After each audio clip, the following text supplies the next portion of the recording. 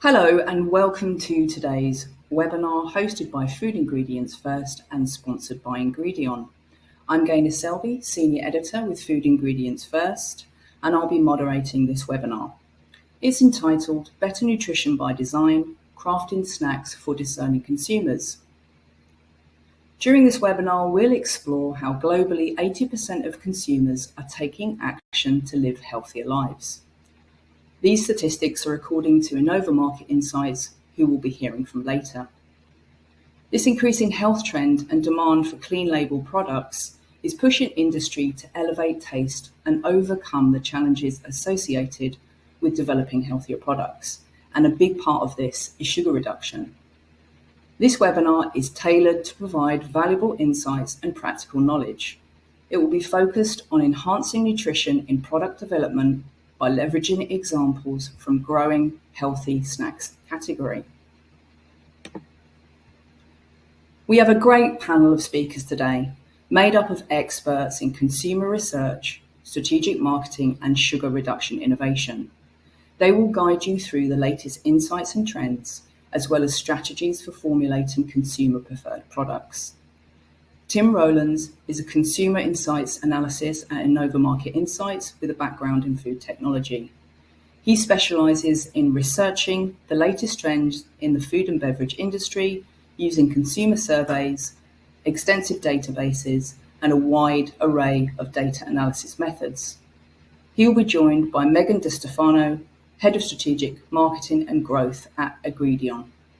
Megan has more than 15 years' experience in the food and beverage industry and has successfully managed brands, product lines, teams, and marketing campaigns for growth.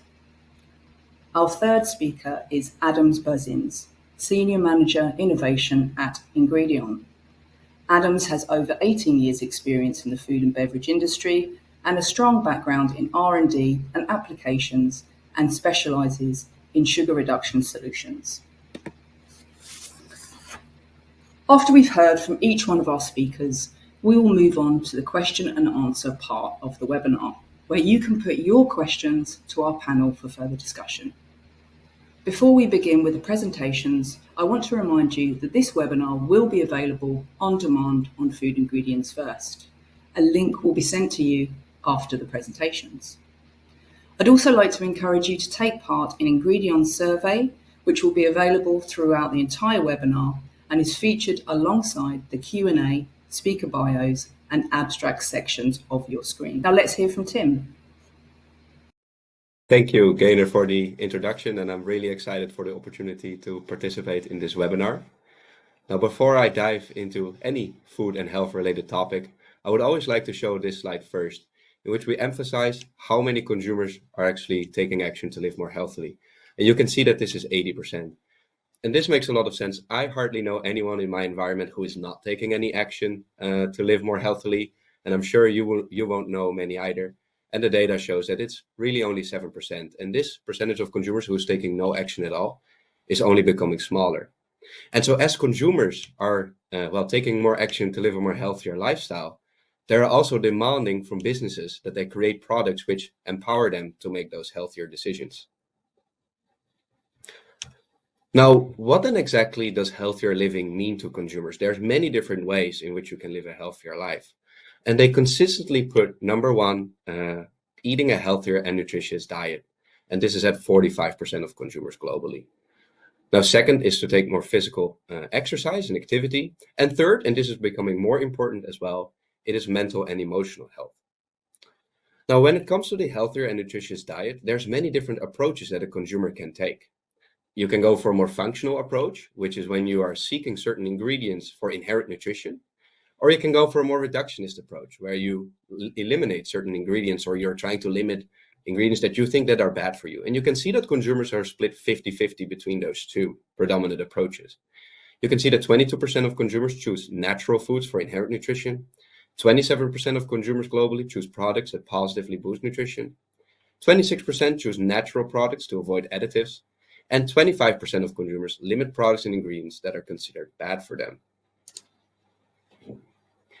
Now, when we dive a little bit deeper into the snacking category, which is a category in which we see a great deal of innovation when it comes to healthier products, you can see that consumers have many different reasons to go for healthier snacks. And the first and foremost is to lead a healthier lifestyle, but we also see, well, for your body, for weight control, to prevent certain health conditions, for immunity, but then allergies is also important, or certain nutritional aspects, or because they want to do more sports. So you can see that consumers have many different reasons, and it's going to be really, really important to understand what the reasons of consumers are within your specific target market. And you can see that this is changing quite a bit per region. You can see that in North America, weight control is more important, while in Asia, for example, nutrition and immunity are going to be more important. Now, looking then at actual behavior of consumers all around the world, we asked them for two statements. I always look for healthier alternatives of snacks, and I've become more aware of mindful snacking. And with mindful snacking, we mean that you snack in a more conscious way, so that you realize, okay, I'm not going to try to overeat. I'm going to be a little bit more conscious about how much and in which occasions I am snacking. And we can see that for both of these, there's been a large increase between 2022 and 2023. So more and more consumers are seeking out those healthier alternatives, and more consumers are becoming more aware of mindful snacking. And when we then ask them, okay, but what then makes a snack healthy to you? We can see that they have a wide different opinions there. We can see that no additives and preservatives is number one, followed by no artificial ingredients, natural ingredients, a no, low, or reduced claim. And this can be fat, sugar, or salt, and a high in or a source of claim, so protein, fiber, or vitamins. And we can see that those reductionist claims that I mentioned a little bit earlier, you can see that those are a bit more important than the functional claims, and that the natural claim is also really powerful. You can see that no additives is coming up high, no artificial ingredients, and natural ingredients.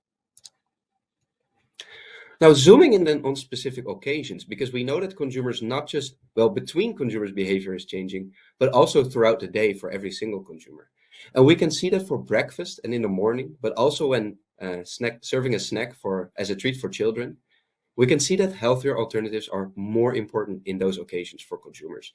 We can see that in their approaches, they're more likely to make a compromise and go for those healthier alternatives. And we think that this has to do with a couple of different reasons, but predominantly because consumers want to start the day out in a healthy way. And then maybe they're biding some space to then later go for a more indulgent alternatives more towards the end of the day. And for your children, of course, you always want the healthiest product. Now, zooming in then a little bit more specifically into all of these different moments of the day, we can see that for breakfast and in the morning, again, health is the number one factor that is important for consumers at that occasion. And then for children, this is the case too, closely followed by nutritious. But please keep in mind that taste was not one of the factors that we've asked here, but this is going to be a key factor for consumers. Taste is always king. So even though they are looking for healthier products in the morning, they still want a product that tastes great. Now, how then do consumers determine whether a product is healthy? This is, of course, going to be really important. Well, we've asked consumers, to what extent do you use the following sources of information to determine how healthy a product is? And they put on number one into the ingredient list and the nutrition label. And this is going to be especially important in a controlled setting. But when the environment becomes more fast-paced, a lot of consumers also say on-pack claims. And in fact, it's 1 in 2 consumers globally. And so having those on-pack claims is going to be super important when you have your products on the shelf. And it's important that you incorporate ingredients that then, well, can support those claims and the storyline that accommodates that. Well, Megan from Ingredion will know a lot more about ingredients and how you can claim certain things on your products using those ingredients. So I'd like to pass the microphone to her. Thank you. Thanks, Tim. That was very compelling data, and it's just really fascinating to see how the nutrition, health, and wellness space continues to evolve. So we can see from what Tim presented in our everyday lives that there are a variety of features and benefits that consumers want. Basically, they want it all. They want it to be healthier. They want to add great things like protein and fiber, and they want to remove stuff like sugar, salt, and fat. They want it sustainable. And oh, by the way, it better still taste great or they're not going to buy it again.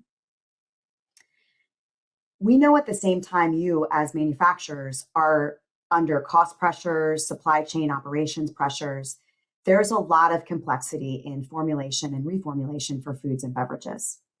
So how can food manufacturers meet consumer expectations and balance your own pressures? with a strategy we call Own the And. We work to identify a combination of ands that will increase consumer appeal, ensure it still tastes great, and improve the likelihood that they'll buy it again, all while ensuring that you can put a profitable product on the shelf. So to deliver more nutritious products, it's important to do a few things. Decode consumer insights with experts who can translate your unique consumer algorithm, your category, your country you're serving, the consumer you're targeting. It's always different. There isn't a one size fits all. And that's what makes it pretty interesting and exciting to solve this challenge. You also need to leverage a partner who understands the nutrition, health, and wellness space. But in addition to that, really understands the technical expertise needed to formulate for all of the health that you're trying to add, for the sustainability, while still making it taste great. So on top of this, we know that there's continues to be packaging regulations that are rolling out around the world. And we know that adds even more complexity. So as these packaging laws are rolling out, they are consistent with the consumer trends, right? Tim showed a lot about how consumers really want things to be healthier. But we know that it still adds another level of complexity because packages have to be different around the world, and there's just different requirements that nuance the formulations within countries. It's also important to know, though, that consumers are making even more decisions based on the packaging. So how you show up on shelf is even more critical than it's been in the past. And they're really looking at more details and also how you compare to your competition on the shelf. So let's dig into that a little bit deeper. We have proprietary data we call Atlas, and it's actually showing a lot of the same information and really mirroring information that Innova is showing. And we wanted to dive a little bit more deeply into some of the packaging data. So regardless of the category, we're also seeing that consumers are checking ingredient and nutrition labels more frequently. So both of those are being reported at 43%, which is up significantly from the last time we surveyed at 36%. So we're getting close to almost half of consumers, not just reviewing packaging and nutrition labels, but doing it more than they did before. But we know, just like Tim said, taste is king. We know that as much as people want it to be nutritious and they're looking at the packaging to help guide them in those decisions, they also want it to be sustainable, and they definitely need it to taste good. If it doesn't taste good, they're not coming back. So a couple of other interesting things. Consumers are willing to pay more for things with health and wellness claims. For instance, 78% of consumers say they would pay more for products listed as natural or all natural. One of the key points that we're coming to understand is that the way consumers will decide between products or brands is increasingly based on your labeling and how you're showing up on shelf compared to your competitors. So whether you're trying to simplify labels, ensure products are delicious, or help consumers make healthier choices, Ingredion has the ingredients and expertise to help you with regulatory, nutrition science, formulation. We really want to help you co-create products that are great and specific for your consumer segment. So I talked a little bit about our Own the And approach. It's not about creating a product with all the ands. That sounds great, but we know that that's really impossible. It's really about identifying the right ands. And so how do we do that? It's with our Atlas consumer research that we've had going for over a decade. What we can do is we can look at your current formulation or your planned formulation in your country, in your category, and we can compare that to other formulations. So we can change in and out different ingredients, and we can then show you what would have more appeal for your consumer demographic, and really where you can charge more and make more profit. So we can help you make choices about which formulations, or even if you want to keep your current formulation, but make a brand extension. So we'd love to talk to you more about it. You know, there's lots of challenges that we're all trying to solve. If you think about it, fiber is a big trend. So how would we solve for fiber, adding fiber in noodles in Asia or in croissants in Europe? Those are things that we can take a look at with you. As we know, one of the big areas of interest is sugar reduction. There's so many hard choices when it comes to reducing sugar and still making the product taste great. What's the level of sugar reduction? Should it be natural or artificial or some blend? And all of that varies by category, by country, by regulation, etc. So to tell you more about that, I'd like to turn it over to my colleague and an expert in this area, Adams. Thanks, Megan, and thanks, Tim, for setting this up, and really continues into that conversation where we're seeing governments impose taxes, regulations, and the trend and increase of people who are interested in making better choices about their food, and also willingness to pay a premium for products that they consider better or better for them, as well as looking for where they can reduce their overall sugar consumption. And you'll see, the figures there are rising. And Tim supported that point as well. Really, 84% of consumers reduced their sugar consumption in the last 12 months. And that's, really an opportunity to create better tasting products to meet this demand for consumers. And the way we like to approach that, it's a sort of two-pronged approach, really, when talking about sugar reduction. You have, I think, the obvious sweetness, but the other part of it, and the piece that we call the functional build back, and that is all of the other components that come along with sugar when making a product, eating a product, or even manufacturing the product. And, especially when we're talking about the snacking category, where things like baked goods, cereal bars, even dairy-based snacks like yogurt and things like that people want on grab and go, have an expectation of both the texture and the sweetness, and the combination of picking the right tools to get there. And so when you look across the continuum, it's not just, do I need a great plant-based high-potency sweetener to bring back that sweetness, get a taste that's preferred, or is it needing that structure, that function, really something that provides really that body, that build, and making choices along sort of a more naturally perceived spectrum as we continue on the sugar reduction side to see negative press, and going back for years about specific ingredients from specific sources that the public, especially when they're making healthy choices, are maybe trying to avoid. And so whether it's, the expertise and texture of starches and hydrocolloids, beneficial value add products like fibers, or, especially for folks that maybe are medically, managing their diet for medical reasons, you have low sugar syrups, rare sugars, polyols, to help with that. And then obviously the high potency sweeteners and the ability to really emphasize the taste portion. And how do you really dial in that better tasting piece and the tools that can get you there? And that's where you would also utilize things like FMPs, which are flavors with modifying properties that help, not just get you to that sweetness, but emphasize things like cocoa or vanilla or things that, your customer really comes to expect from that product that you're developing. And so a little bit, more around, the idea of flavor modulation is, when you're taking out sugar, there's this gold standard perception of sucrose or table sugar that many consumers expect when they bite into their cookie, their baked bar, their snacking item. And how do you round that out so that when you take out that sugar, it still meets their expectations?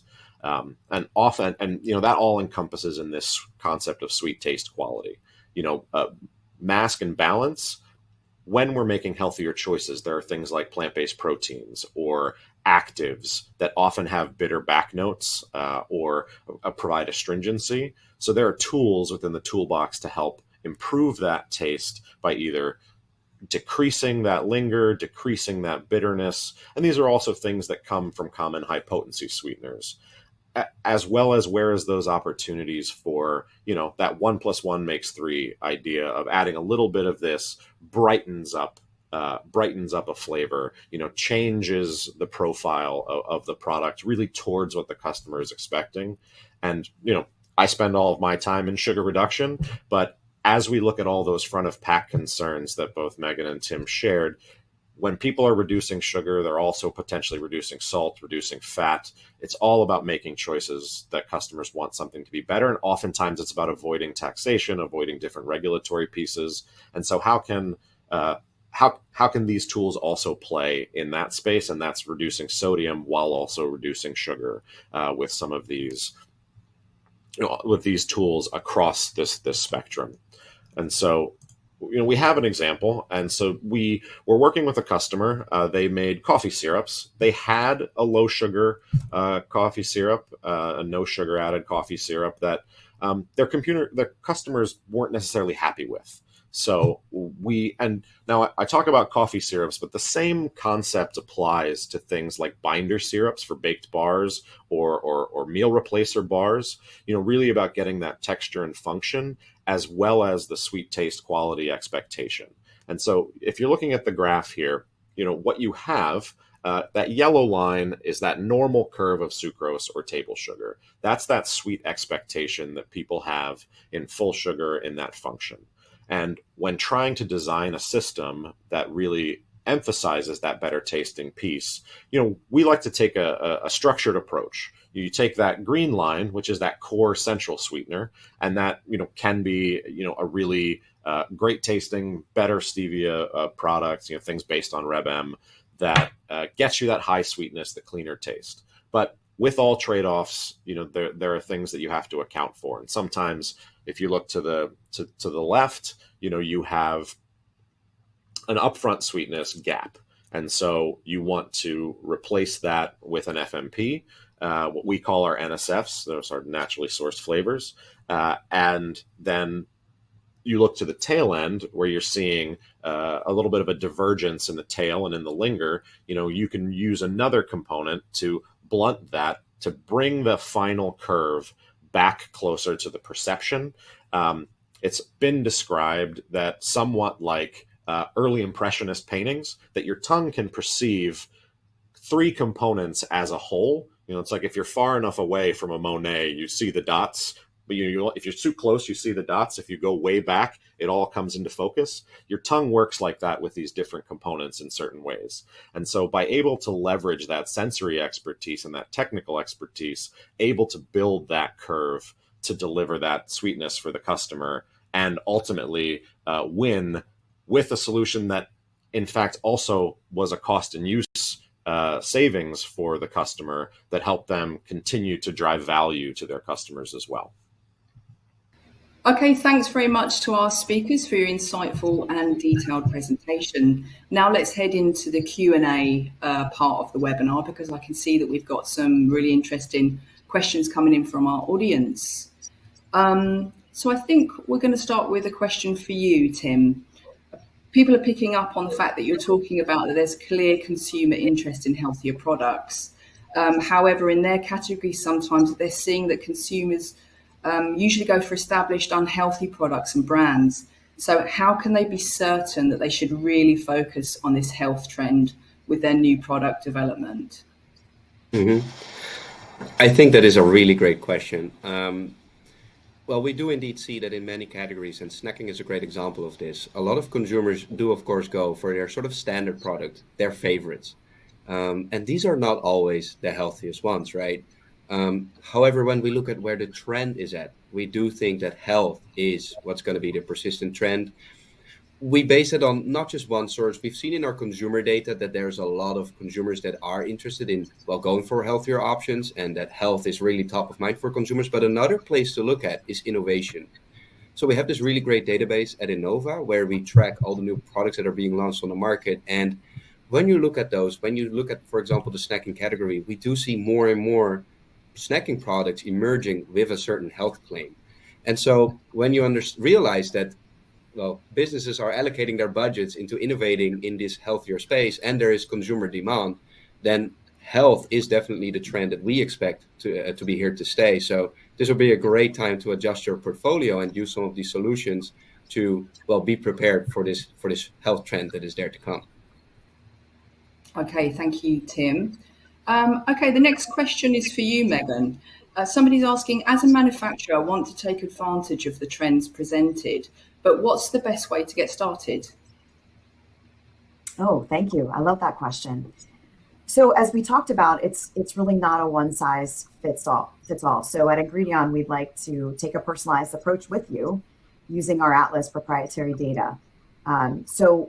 We'd like to dig into the country you're in or countries that you're selling in, your current formulation or the current formulation you're planning to launch, and then we can compare it side by side with some others and really dig into the options and price points and what can make you the most profit.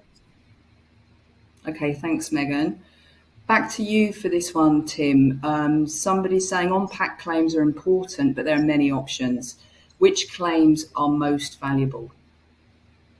Well, that's another great question. And of course, this is going to depend heavily on the category and on the product. And there's not always a silver bullet for each product, of course. But when we look specifically at healthy snacking, the examples that I've shown before, we do see that the natural claim is a really, really strong claim when it comes to this category. And this is because natural is not just associated with health, but it also is associated with sustainability, and it's associated, well, with positive attributes in general. Natural is seen as a really good thing. And Adams has sort of emphasized this as well with some of the solutions that he has shown. So when it comes to healthier snacking, I would say natural is great. For example, when you look at sweet snacks, then of course low sugar is going to be important. When you look at salty snacks, I would say a low salt or maybe a low fat claim will be more appropriate. So it's going to depend on the specific product. If I would have to choose one that I would stick on every product, I would say natural is a great place to start. Okay, all right, good stuff. We've also got some technical questions about the sugar reduction side of things, so we'll move on to you, Adams. Somebody's saying, I always thought of stevia as an artificial sweetener. Does it fall into this area? If you could speak to that. I think it's a common misconception in terms of how we, from a technical standpoint, look at stevia and high potency sweeteners in general, right? Stevia is a plant-based sweetener. It's derived from the stevia plant. The sweet compounds that we utilize for the best tasting products and making naturally sweetened products called stevioglycosides, they're produced naturally within the plant. We can purify them. We have technology to isolate them and to sort of slice and dice those components to really bring the best tools out of that plant-based source. And really, when you talk to U.S. consumers and you ask them about things that they consider natural, stevia, more often than not comes up as to be considered natural. And in fact, it's a shrub. You can buy, a little plant at your local garden store and feel free to, take a little nibble on a leaf or put it in your tea and get the benefits of that sweet taste. Okay, sticking with you, Adams, we have another question. How do I know which high potency sweetener to use? If you could speak to that. Sure. I mean, obviously, every product on the market is trying to meet the demands of the loyal customer. There's very much sweetness and flavor expectations, also cost and use. But stevia is a great option. It can meet multiple needs, not just for great taste, but that natural, better for you perception. Bringing those low calorie solutions and sort of cleaner label. Traditional artificial sweeteners obviously still have a place in the market. There's often an argument to be made on price comparison from more mature technologies, but really from a cost and use, better tasting formulation space that also meets all these growing demands by our customers for sweeter, cleaner, better tasting, better for you natural solutions. Stevia continues to rise to the top. We see more market introductions with stevia-based solutions that continue to grow and to meet those demands as our customers launch better products to meet their consumers' needs. Okay, and people are asking about honey. Should they use honey, other natural sweeteners to replace sugar? Well, so honey, and I love honey. Honey is a great nostalgia feeling, right? You're sitting at the kitchen table with your grandmother having a cup of tea, big spoonful of honey. Delicious, natural for sure. We understand the story of bees and how we get to honey, but it is also composed of the carbohydrate, caloric sweetener components that sugar is, right? Sucrose, fructose, those components. And so it is a natural choice, but not necessarily a low sugar or low calorie choice. Similar glycemic response, so it's not a good choice if you're making the choice for medical reasons, diabetes or something like that. And ultimately, if you're looking to replace sugar and you want something that is lower calories, something more like a stevia product is going to get you there. And now that isn't to say if you really like the taste component of honey and you want less sugar, there is ways that you can use honey as, I was explaining that graph earlier. Honey can be part of that backbone to give you the taste components, and you can use an FMP or you can use stevia to get you the rest of the sweetness to build a better tool. So it doesn't have to be, you don't have to get rid of your nostalgic memories of having a delicious cup of tea with that honey taste. But if you're looking to get those calories, you can utilize things like stevia to reduce the sugar and improve that taste. Okay, interesting. I think we've just got time for one more question, so we're just going to stay with you, Adams. Somebody's asking, I have several products I'd like to reduce or replace the amount of sugar in. Can you provide more detail around functional build back and how it might differ by product or category? Sure. So different categories have different challenges, and certainly within the snacking space. I used the example of the coffee syrup earlier, right? It's not just sweetness, it's not just the performance, but if you think about the pumps, right? If you're going to your corner coffee store, people choose 1, 2, 3, 4, 5 pumps.